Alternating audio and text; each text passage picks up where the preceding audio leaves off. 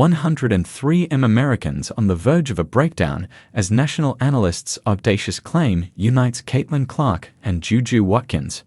Basketball, once felt impervious, is now buckling under the threat of an unlikely challenger. The WNBA, supercharged by talents like Clark and the buzz around future phenoms like JuJu Watkins, women's basketball is enjoying a renaissance. But as these women light up courts around the country, an outspoken analyst feels we are entering the twilight of the NBA's reign. The most exclusive fortress in men's professional sports analyst Jason Whitlock is never shy with an opinion, but his latest take is rocking the basketball world. For USC, he went all in after watching JuJu Watkins score 38 points. The NBA is done. It is on borrowed time. The clock is ticking.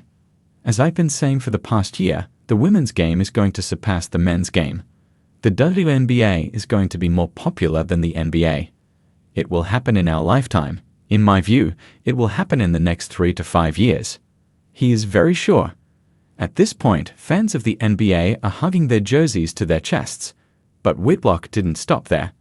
He even took it one step further, saying, the women's game is going to catch up to them because when JuJu Watkins gets to the WNBA and becomes a real rival to Clark, it's done for the NBA.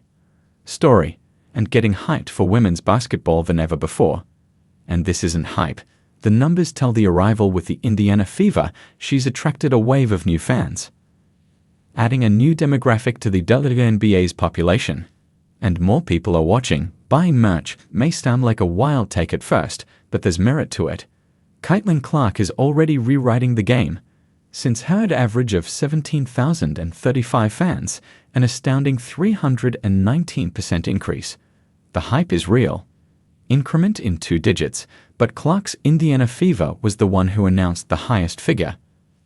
Games played at home are now attended by an increased by almost 50% in 2024 compared to the previous year.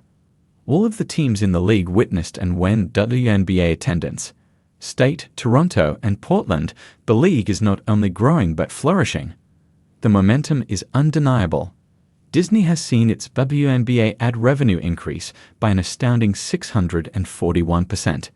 Between expanding to Golden TV ratings and ad dollars, also skyrocketing.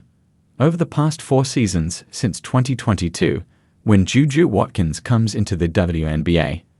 Now, picture what happens. Whitlock is already dubbing her a Kobe Bryant, light-skinned Michael Jordan in female form.